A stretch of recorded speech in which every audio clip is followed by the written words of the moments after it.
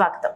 గట్టుపల్ మండలం చేనేత కార్మికులు ఎదుర్కొంటున్న సమస్యలను ప్రభుత్వానికి తెలియజేయడానికి భారతీయ జనతా పార్టీ చేనేత సెల్ నల్గొండ జిల్లా కన్వీనర్ వర్కాల శ్రీనివాస్ ఆధ్వర్యంలో చేనేత కార్మికులకు మహాధరణ మాట్లాడుతూ చేనేత బీమా ఆరోగ్య కార్డులను పద్మశాలీలకు వర్తింపచేసే విధంగా ప్రభుత్వం గుర్తించి ఇవ్వాలి. 50 ఏళ్లు నిండిన చేనేత కుటుంబాలకు భార్యాభర్తలకు ఇద్దరికి పెన్షన్ తో పాటు 40% నువ్వులు సబ్సిడీ నేరుగా కార్మికుల ఖాతాలో జమ చేయాలి. నిల్వ ఉన్న సరుకులను వెంటనే కొనుగోలు చేసి చేనేత కార్మికులకు పని కల్పించి ప్రింట్ చీరలను తయారీదారులను మరియు అమ్మకదారులను విజిలెన్స్ అధికారులు దాడి చేయించడం మానుకోవాలన్నారు.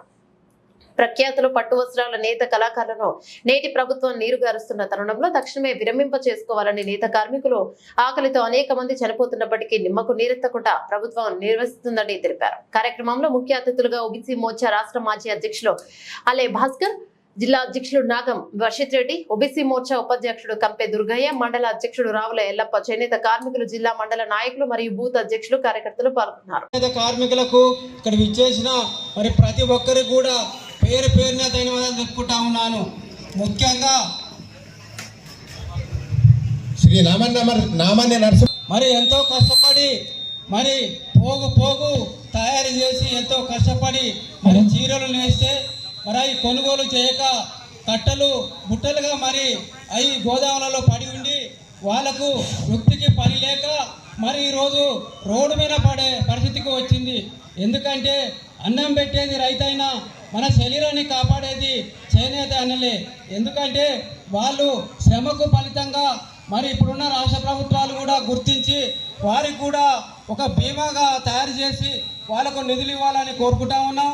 ముఖ్యంగా రైతుకు రైతు బంధు ఎలాగా ఇస్తున్నారో మరి అదే విధంగా వారిని డాక్టర్ నాగం వర్షిత్ రెడ్డి గారు జిల్లా అధ్యక్షుల వారిని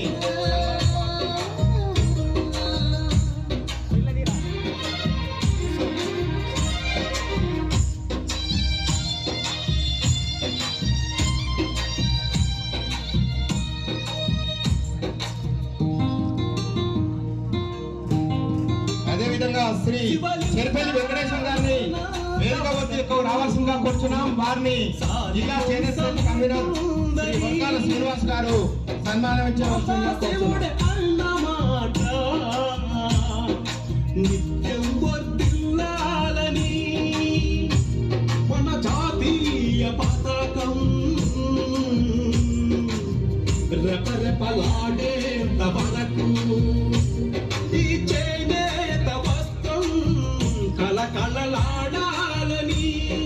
జాతిపిత ఆశయాన్ని నడిపిన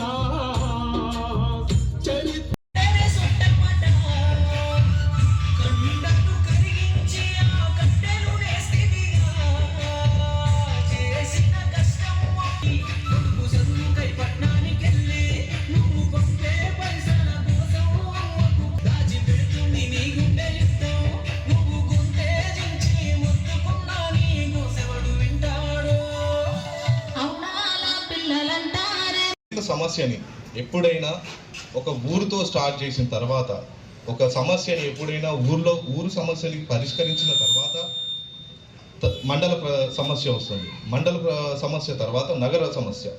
సో నేను ఇక్కడ అబ్జర్వ్ చేసినంత వరకు ఇక్కడ జరుగుతున్న అవినీతి, సో చిన్న చిన్న సమస్యలే కానీ మనం మాట్లాడాల్సిన సమస్య. ఫస్ట్ సమస్య, ఎవరైతే జియో ట్యాగ్ రాలేదు, ప్రతి ఒక్కరికి చాలామందికి జియో ట్యాగ్ రాలేదు, అందులో నేను కూడా ఒకటి ఉన్నాను.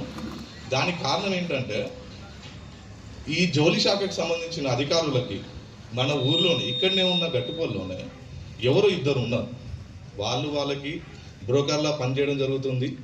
వాళ్ళు ఏం చేస్తున్నారు, అసలు మనకి ఆధార్ కార్డు ఎలా అయితే ఫ్రీగా వచ్చిందో ప్రతి ఒక్క చేనేత కార్మికునికి ఆ జియో ట్యాగ్ అనేది ఫ్రీగా రావాలి. అలాంటి దాన్ని 3000కి 5000కి ఎవరైతే 3000 5000 ఇస్తున్నారో వాళ్ళకి జియో ట్యాగ్ ఇవ్వడం జరుగుతుంది. ఎప్పుడైతే చేనేత కార్మికుడికి జియో ట్యాగ్ లేకుండా పోతాడో ఆయన చచ్చిన శవం లాంటిది. ఎందుకంటే ఒక ఆధార్ కార్డు లేని మనిషి ఉండడు, జియో ట్యాగ్ లేకుండా నీకు ఎలాంటి బెనిఫిట్స్ కానీ ఎలాంటివి నీకు రావు. సో దీన్ని ఎవరైతే దీన్ని లంచగొండితనంతో ముందుకు తీసుకెళ్తున్నారో వాళ్ళని అరికట్టాలి. నేను అబ్జర్వ్ చేసినంత వరకు అయితే ఇక్కడ ఇద్దరు ఉన్నారు. ఎవరైతే ముందుకు మీకు 3000 5000 ఇచ్చి తీసుకోవాల్సిన అవసరం లేదు, దాని గురించి కొట్లాడడానికి నేనున్నా.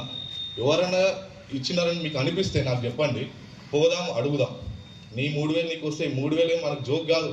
చేనేత కార్మికుడికి 3000 అంటే ఒక నెల రోజుల బతకది. అట్లాంటి 3,000 తీసుకొని ఆడిని సంపాదిస్తాడో తెలియదు, అధికారిని సంపాదిస్తాడో తెలియదు. ఇది ఫస్ట్ సమస్య. ఎవరికైనా ఈ సమస్యను ముందుకు తీసుకెళ్లాలనుకుంటారండి, మన కమిషనర్ దగ్గరికి పోదాము. ఈ అవినీతి ఇంత దారుణంగా జరుగుతున్నది. ఒక చేనేత కార్మికునికి 3,000 5,000 ఇవ్వడం ఏంటి? వాళ్ళు ఎక్కడి నుంచి తీసుకొచ్చి ఇవ్వాలి? ఒక జియా ట్యాగ్ కోసం ఎంత అర్హత ఉన్నా కానీ దానికి